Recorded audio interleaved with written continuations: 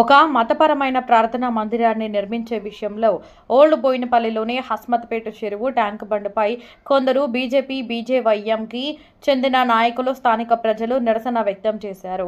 ఆ నిర్మాణం వల్ల స్థానిక ప్రజలు ఐకమత్యం పోయి విభేదాలు ఏర్పడతాయని, పైగా కోర్టులో ఉన్న ఈ విషయాన్ని మతపరమైన నిర్మాణాన్ని ఆపకుండా యథావిధిగా కొనసాగించడం, కొన్నాళ్లుగా నిర్మాణం నిలిపివేసి తిరిగి ఇప్పుడు ప్రారంభించడం పట్ల అధికారులకు విజ్ఞప్తి చేశారు.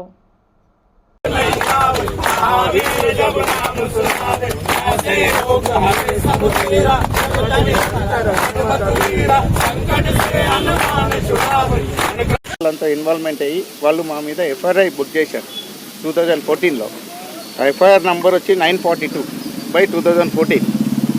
మేము మా హిందూ ధర్మంగా మేము ఏంటంటే ఇక్కడ కట్ట మీద ఎన్నో సంవత్సరం పొడవు అంతా కార్యక్రమాలు నడుస్తాయి. ఇక్కడ మనకి దసరా ఉత్సవాలు, బోనాల పండుగ, బతుకమ్మ, వినాయక నిమజ్జనాలు, అలాగే వనభోజనాల కార్యక్రమాలు జరుపుకునే వాళ్ళం. ఇక్కడ పుట్టి పెరిగి ఉన్నప్పటి నుండి మేము చిన్నప్పటి నుంచి ఈ కార్యక్రమం జరుపుకుంటున్నాం. ఈ మధ్యలో వీళ్ళు ఎక్కడి నుండి వచ్చేసేసి బండు ఆనుకొని ఉన్న స్థలంలో సాధన మందిరం మొదలుపెడితే దాన్ని మేము అడ్డుకొని కంప్లైంట్ చేస్తే జిహెచ్ఎంసీ కమిషనర్కు, కలెక్టర్ గారికి, అందరికీ ఆర్కియాలజీ డిపార్ట్మెంట్కు, లేకుంటే వీళ్ళు ఇరిగేషన్ డిపార్ట్మెంట్ వాళ్ళకు కూడా మేము దరఖాస్తు పెట్టుకున్నాం 2014 నుండి. అప్పటి నుండి మేము ఇప్పటి వరకు పోరాడుతూనే ఉన్నాం. ఏ నాయకులు కానీ ఇక్కడ అధికారులు కానీ దీని మీద ఎలాంటి చర్య తీసుకోకుండా మళ్ళీ 2014లో మా పైన ఎఫ్ఐఆర్ అయింది కాబట్టి దాని నుంచి మేము కోర్టులోనే కేసు నడుస్తుందని ఆగిన తర్వాత దాంట్లో సైబరాబాద్ కమిషనర్ అప్పటి సివి ఆనంద్ గారు ఉండే, ఆయన పిలిపించేసి ఇరు వర్గాలను పిలిపించేసి ప్రాబ్లం ఏంది అని అడిగితే ఇట్లా జరుగుతుంది సార్, ఇలా ఉంది, ల్యాండ్ ప్రాబ్లం అవుతుంది, ఫ్యూచర్లో ఆ రోడ్డు మెయిన్ రోడ్ అవుతుంది, ఇక్కడ అష్మత్పేట్ విలేజ్ నుండి మోండా మార్కెట్కి వెళ్ళడానికి ప్రధాన దారి అది, దానివల్ల మాకు ఇబ్బంది జరుగుతుంటుంది, హిందూ కార్యక్రమాలు ఎక్కువ జరుగుతున్నాయి కాబట్టి మీరు దీని మీద చర్య తీసుకోవాలని ఆయన ప్రార్థించాం. ఆయన ఏం చేశారు, అంతా స్టడీ చేసి ఇన్వెస్టిగేషన్ చేసిన తర్వాత స్టేటస్ కో మెయింటైన్ చేయమని ఆర్డర్ ఇచ్చారు. ఇప్పటికీ అది ఆర్డర్ అట్లాగే ఉంది. ఆ ఆర్డర్ ఇది చేసి తిరస్కరణ చేసి ఈరోజు మళ్ళీ ఒక నెల రోజుల నుంచి కన్స్ట్రక్షన్ మొదలుపెట్టారు. దీని వెనక ఎవరు ఉన్నారు ఏంది అనేది మాకు తెలియదు. ఇప్పుడు అధికారులకు జిహెచ్ఎంసీ వాళ్ళకు కూడా మేము కంప్లైంట్ ఇచ్చాం. వాళ్ళు ఇస్తే వాళ్ళు కూడా ఎలాంటి చర్య తీసుకోలేదు. పోలీస్ కమిషనర్ మన అల్వాల్ సిఏ గారికి పోతే, అల్వాల్ సిఏ దగ్గర పోతే వాళ్ళు ఉల్టా మమ్మల్ని మీకేం రైట్ ఉంది వాళ్ళ దగ్గర పోయి ఆపడానికి, మీరు కూడా ఆపడానికి, వాళ్ళ స్థలంలో వాళ్ళు కట్టుకుంటున్నారని ఇలాంటి భాషన ఉపయోగించుకున్నారు మన సిఐ గారు.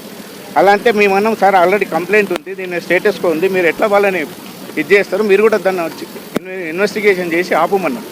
దానిలో ఎలాంటి చర్య లేదు. ఇది ఇన్వెస్టిగేషన్ చేసిన తర్వాత స్టేటస్కో మెయింటైన్ చేయమని ఆర్డర్ ఉంది మా దగ్గర. ఈ ఆర్డర్ ఈరోజు జరిగింది. ఇట్లా కడుతున్నాం. మరి రాత్రి మళ్ళీ ఫైబ్రికేషన్ చేసేసి పొంగల్ పెట్టేసి ఆ కన్స్ట్రక్షన్ కంటిన్యూ చేస్తారు. దాన్ని మేము అడ్డుకోవడానికి ఇక్కడ అందరం ఉమ్మడి మేము ఆపుతున్నామని చెప్పి చుట్టూ మంత్రానికి ఆపినారు. దాని తర్వాత వాళ్ళ పని వాళ్ళు చేసుకొని పోయినారు. ఇవాళ చూడండి, మన హిందువులే ఇఫ్తార్ పార్టీకి పోయినరు. ఇంకొకటి ఏంటంటే వీళ్ళు పోయిండ్రు ఆడ కట్ట మీద మహిళలు బతుకమ్మ ఆడుతుంటారు, వాళ్ళు అజా చేస్తుంటారు. మీరు ఆపుతలేరు పోయినారు కదా, మళ్ళీ వేరే వాళ్ళకి ప్రాబ్లం అవుతుంది కదా వీళ్ళ వల్ల. మరి వీళ్ళు ఎట్లా పోతారు? వీళ్ళు హిందువులే కదా, హిందువులు పెట్టుకొని ఎట్లా పోతారు ఆడికి? అనేటోళ్ళు ఇల్లీగల్ పని ఆపడానికి నాయకులు ఉన్నారా, లేకపోతే ఆ ఇల్లీగల్ పనులలో జొరడం ఉన్నారా వీళ్ళు? అంటే వీళ్ళ స్వార్థం గురించా?